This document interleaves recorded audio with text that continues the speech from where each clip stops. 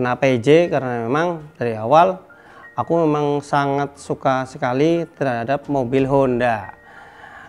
Melengkapi jiwa racingnya, akhirnya aku pilih EJ karena menurutku satu itu unik. Pas kebetulan alhamdulillah aku dapat keberuntungan, mungkin ya keberuntungan dapat Civic EJ6 tahun 98 itu dalam keadaan yang utuh.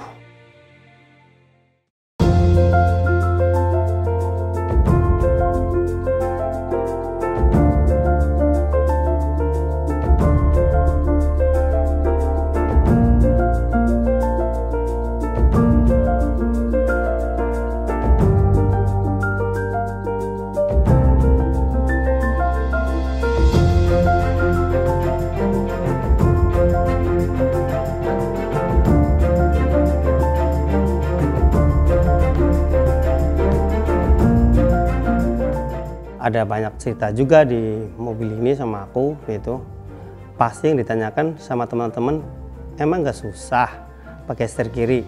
Aduh, kalau bilang susah ya aku masih menikmatinya sih ya. Jadi antara susah sama senangnya, kalau aku bisa menikmati itu menjadi senang, lebih kan jadi senang gitu loh.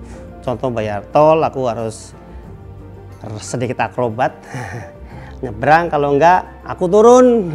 Pernah berapa kali gitu turun, tapi ya itu ya sudah menjadi kebiasaan. Terus juga pernah di mall kayak gitu diliatin orang kalau pas lagi turun, sudah menjadi hal biasa. Termasuk juga ada hal-hal gila yang aku rasain ketika aku punya mobil ini. Salah satunya itu tawaran-tawaran. Tawaran-tawaran ini ya, tawaran-tawaran dari yang realistis harganya sampai yang menurutku nggak realistis, atau sistemnya mau tuker nggak sama apa gitu loh. Pernah berapa kali, nggak cuma sekali dua kali, belasan kali mungkin ada, tapi ya terbukti sampai sekarang mobil masih di aku gitu loh. Artinya antara tidak tergoda atau mungkin belum tergoda.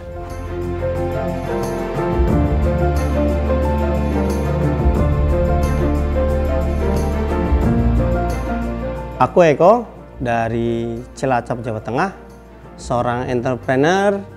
Aku mengendarai Civic Vario Coupe EJ6 tahun 1998. Jadi awalnya aku dapat mobil ini, ceritanya dulu zamannya BBM tahun 2011. Ada teman nawarin, bro mau beli mobil gua nggak? Mobil gua, coba lihat dulu dong. Nah, waktu itu aku ditawarin, dikasih lihat gambar-gambarnya, kok beda ya. Akhirnya aku datang lah, intinya kayak gitu, datang dulu lah karena dia sering ngechat. Waktu itu masih zaman BBM, ngechat gitu loh. Itu sekitar selisih sekitar 1 bulan lah aku baru bisa ke sana untuk lihat mobilnya. Sampai di sana kayak ada semacam cinta pada pandangan pertama, kok ini mobil kok menarik banget kayak gitu loh. Pintunya cuma 2, bodinya sedan biasa, tapi setirnya kiri. Aduh, ini gimana? Terus singkat cerita, waktu momen itu aku tuh belum bisa memutuskan untuk aku ambil atau tidak. Tapi ada klik sudah, tapi masih ragu-ragu karena kan mempertimbangkan ada beberapa faktor. Karena yang jelas ini setir kiri gitu loh, rada ribet nantinya. Singkat cerita, sekitar 2 minggu kemudian aku datang lagi ke sana untuk lihat lagi, memastikan, untuk memberikan keyakinan pada hati ya, pada rekening juga kan, otomatis itu kan penting. dan itu akhirnya ketemu, akhirnya aku baru bisa DP dulu sekian. Nah, selang 2 minggu kemudian alhamdulillah aku bisa bayar. Aku bayar itu mobil jam 7 malam, deal selesai. Jam 12 malam aku bawa setir langsung pulang ke Cilacap, nggak pakai latihan, langsung tak bawa pulang.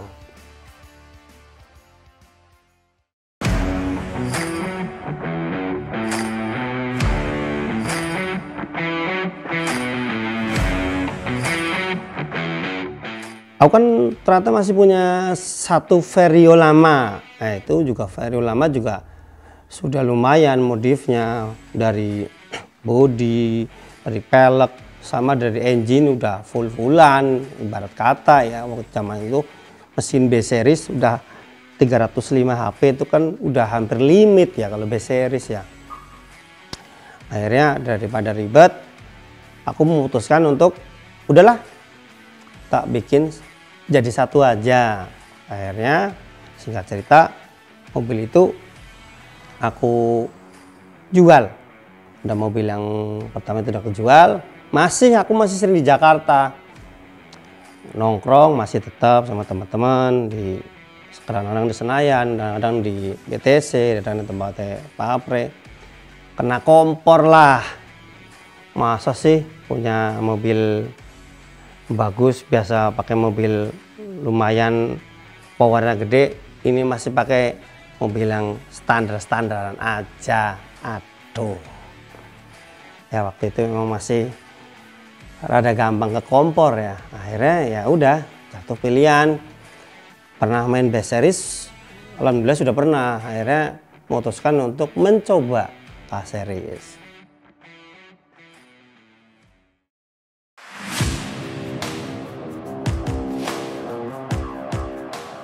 Aku progresnya mobil aku cat dulu di Cilacap biar seperti warna kesukaanku, warna biru. Setelah jadi baru aku store ke Jakarta untuk lakuin itu swap engine ke K20, tepatnya di tempatnya bengkel AP Speed Pak Apre. Ya udah di situ terus sekitar 1 bulan alhamdulillah udah jadi. Di dyno pertama keluar sekitar 260-an ya, 265 keluar segitu. Ya sudah, pertama udah bawa pulang, bawa jalan-jalan, ya udahlah enak banget lah. Memang 260-nya K series karena dia 6 speed itu memang rada beda ya rasanya sama B series gitu loh. Dia lebih kayak belum terlalu ekstrim banget loh, nggak kayak BB kan harus, kalau segitu mungkin harus sudah stek 2 ya. Kalau K series kok ini baru jadi udah segitu gitu loh. Ya udah, akhirnya singkat cerita sekitar 3 kalau 4 bulan kemudian aku kepengen lah biar minimal powernya itu hampir sama kayak dulu waktu masih B, sekitar 300 lewat dikit lah itu, biar karena menurutku K series ini lebih reliable atau lebih kuat, lebih mampu karena ini DNA-nya juga asli Type R gitu loh. Akhirnya singkat cerita aku upgrade. Nah, upgrade yang pertama itu untuk head dan semuanya lah biar lebih ini, terus sekaligus upgrade ini nggak cuma engine, interior juga sama aku pakai swap cluster dari yang standar menjadi S2K sekaligus sama konverter dan lainnya biar semua bisa berjalan normal. Terus kaki-kaki juga waktu itu masih standar artinya ini belum terpasang untuk yang Brembo-nya. Setelah itu pulang dari sana mobil tetap pakai harian, bahkan pulang selesai dari bengkel pun pulang ke Cilacap masih tetap saya setir sendiri. Jarang untuk towing karena menurutku ya aku harus bisa menikmati ini. Nah, setelah dari itu ceritanya dulu ini kan aku penasaran penasarannya apa, kok ini setir kiri gitu loh. Akhirnya dari semua dulu pas dapat itu kan aku dapat semua dokumennya karena Ini semua dulu kan lengkap, ada dokumen kepabeanan dan sebagainya. Akhirnya aku kepo lah, ini mobil dari mana sih asalnya sih. Aku tracing sampai datang ke kedutaan. Pak, apa benar ini dulu dari sini? Oh iya Mas, benar itu dulu dari sini. Oke, terus tinggal urus ke bea cukai, ternyata ada semua daftar di situ. Ya udah oke. Ada semua tak urus lah, udah selesai. Plat nomor tadinya Jakarta tuh masih kedutaan sih. Terus waktu aku dapat tuh masih kedutaan. Terus aku bawa ke Cilacap, terus tak balik nama atas namaku, tak kasih hadiah karena aku seneng banget nih mobil ini, plat nomor R4RE, biar tematisnya sama. Mobil ini kayaknya rare banget sih, kayak gitu sih. Untuk ukuran Civic mungkin ini setir kiri asli dari US, menurutku sih rare banget sih gitu. Makanya pas kebetulan aku ini orang Cilacap, platnya kan R, ya udah aku pasangin jadi plat R4RE biar tematis.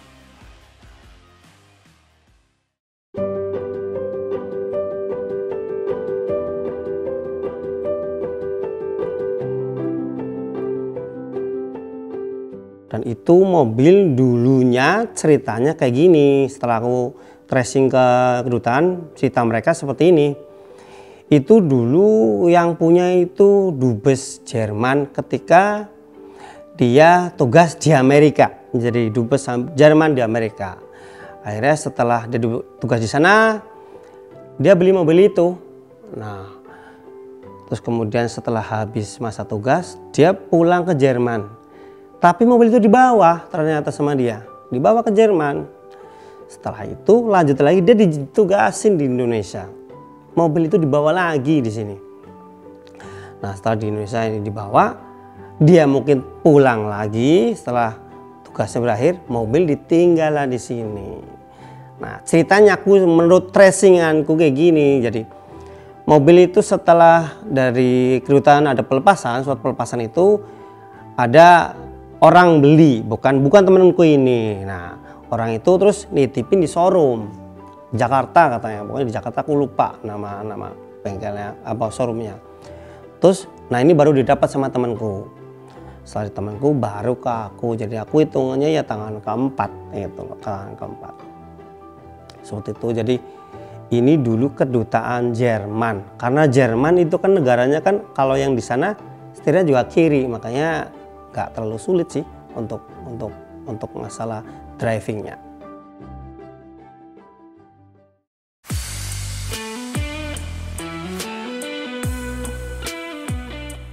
Banyak sih teman-teman dulu ya, terutama anak-anak Jakarta yang sebenarnya ya teman dekat juga, circle juga yang ngomong kayak gini, Mas, emang gak sayang mobil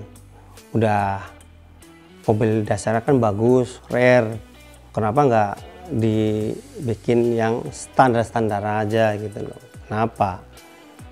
Terus jawabanku kayak gini, aku menyukai sekali namanya dunia racing, dimana ada Pameo di dunia racing, jangan standar-standar banget lah, kan kayak gitu. Makanya salah satu alasanku untuk naik ke series di swap, terus ya pokoknya dibikin kayak sekarang ini ya karena tetap passionku di situ gitu, racing bagiku udah mendarah daging banget gitu loh.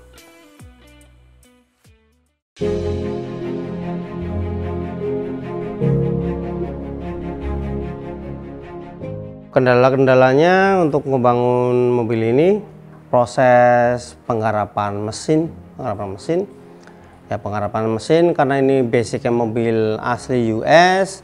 Untuk swap K itu jalannya kan udah banyak kitnya ya, untuk mounting dan sebagainya itu aku bisa dapatkan lah dengan cara ya beberapa aku beli dari eBay karena waktu itu untuk dapetin perintilannya ini supaya lengkap, karena ini memang mobil asli Amerika, itu hampir nggak ada yang punya referensinya gitu loh. Nah, tapi ya senangnya lagi beberapa part-partnya kayak kaki-kaki apa ternyata sama kayak vario lokal, termasuk walaupun ini mobil 2 pintu, ternyata lagi ini pintunya itu sama kayak EK buntung gitu loh, EK1, EK3, EK4 yang buntung sama EK9 itu sama, termasuk itu lampu sama itu sama, bentuknya sama, tapi bedanya kayak gini. Kalau untuk yang ini USGM dia udah auto leveling, itu dari sana udah auto leveling. Kalau lokal kan nggak ada ya auto leveling. Terus untuk kap mesin emang aku termasuk sangat menggilai racing, pasti sangat menggilai karbon. Akhirnya aku ganti karbon sekaligus sama panel-panelnya. Untuk yang panel tengah banyak juga udah memakai ornamen dari carbon fiber. Terus untuk kendala mesin ya pas awal-awal biasa ya, untuk Honda itu kan pasti ada kendala di radiator. Nah, radiator itu pasti pernah lah orang Honda, apalagi gas swap aja sering pasti ada trouble, apa kipasnya kadang-kadang macet atau overheat, itu pasti pernah ngalamin. Nah itu dulu pernah. Terus sama kendala satu lagi power steering, itu power steering pernah ngalamin pecah sekali selang ya dulu pas pulang di tol. Bayangin lagi pulang ke Cilacap di tol itu baru nyampe sekitar Kerawang lah, Kerawang. Akhirnya sampai rumah Cilacap dengan keadaan malam, harus nyetir pakai nggak pakai power steering ya, lumayan fitness. Nah, kan kayak gitu. Itu kendalanya cuma itu. Terus sekarang udah aku upgrade lagi karena beberapa kendala itu udah teratasi lah, terutama untuk masalah yang paling sering itu power steering bermasalah. Ketika crash swap akhirnya aku ganti pakai electric power steering, pakai itu. Alhamdulillah sampai sekarang nggak ada masalah mobil ini. Pokoknya asal diisi bahan bakar siap kemana aja, intinya seperti itu. Nggak berhenti di situ, akhirnya biar totali kelihatan seperti IM1, akhirnya lampu belakangnya aku belikan yang punya IM1. Kalau IM1 itu kan warnanya cuman putih sama merah doang. Beda kalau sama EJ itu ada kuningnya, seperti itu. Terus beberapa penggantian seperti bumper pakai air walker, karena menurutku itu sudah terbaik ya, terbaik artinya dia simple, nggak terlalu banyak neko, nggak tanda kutip lebay dalam hal bentuk, pokoknya fungsionalitas sama ya enak dipandang aja deh, kayak gitu. Nah, terus untuk beberapa rubahan-rubahan lainnya, mobil ini tuh aslinya tuh nggak pakai sunroof, karena memang ini EJ6 itu ibaratnya tuh seri EJ atau Vario Coupe terendah. Nah terus biar tambah IM1 akhirnya aku pasang sunroof. Satu kaki-kaki itu paling terakhir sebenarnya aku garap. Nah kaki-kaki aku garap, aku lihat-lihat referensi di buku, pas kebetulan aku juga suka langganan kalau ke Jakarta tuh pasti pertama kali aku nyari yaitu pertama itu soto Betawi sama Honda Tuning. Nah Honda Tuning itu salah satu referensiku banget, karena memang ya mobilku emang asalnya dari sana, makanya paling pas dari situlah gitu loh. Oke, sering baca-baca Honda Tuning, fokus pada satu mobil yaitu IM1. Aku pernah lihat ada IM1 itu cakep banget warnanya itu, terus biru. Ada satu lagi yang kurang, waduh peleknya Mugen MF8. Aduh ini nyari lagi. Akhirnya mantap, harus IM1 sama Mugen MF8. Akhirnya aku cari.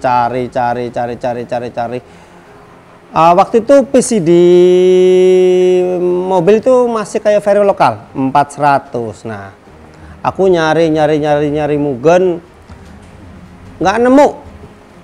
Pokoknya waktu itu nggak nemu aja ya 400. Hampir semuanya itu 4114. Karena ternyata Mugen itu asli bawahnya DC 2 Type R Mugen. Itu akhirnya ya udah. Yang penting ada. Akhirnya ya udah. Aku order lengkap sama knuckle-nya. Setelah itu, setelah pelek udah dapat, knob gear udah dapat, akhirnya Brembo yang dulu itu aku fitting lagi, sekaligus aku pasang juga untuk belakang.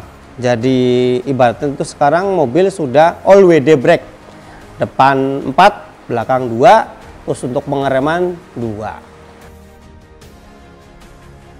Aku harus bikin interior mobil yang kupakai itu senyaman mungkin, gitu loh.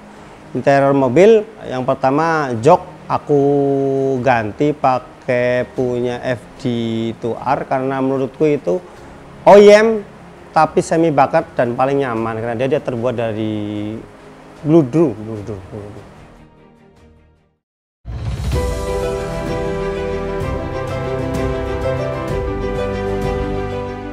Ya bangun itu kalau dibilang cepet ya nggak cepet, lama ya nggak lama gitu loh.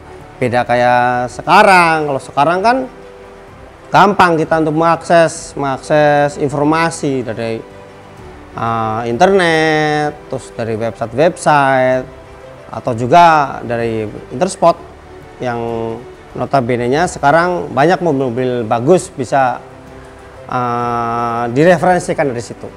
Menurutku namanya passion atau hobi yang kita sukai atau mungkin kita cintai itu tidak bisa dianggap tidak saling support. Nah, contohnya kayak gini, ketika aku main racing itu kan aku pasti punya community ya, punya teman-teman banyak kayak gitu loh. Ternyata secara tidak langsung itu ada kaitannya dan hobiku ini gitu loh, walaupun tidak secara langsung.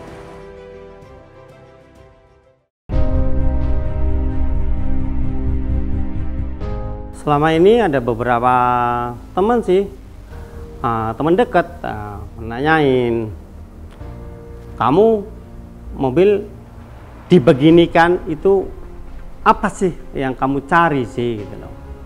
Udah mobilnya udah langka dari Amerika langsung. Kalau orang lain mungkin disayang-sayang banget ya, dilulus doang atau cuma dijogrokin, dimuseumkan tanda kutip ya, mungkin di kaca kalau dapat barang kayak gini.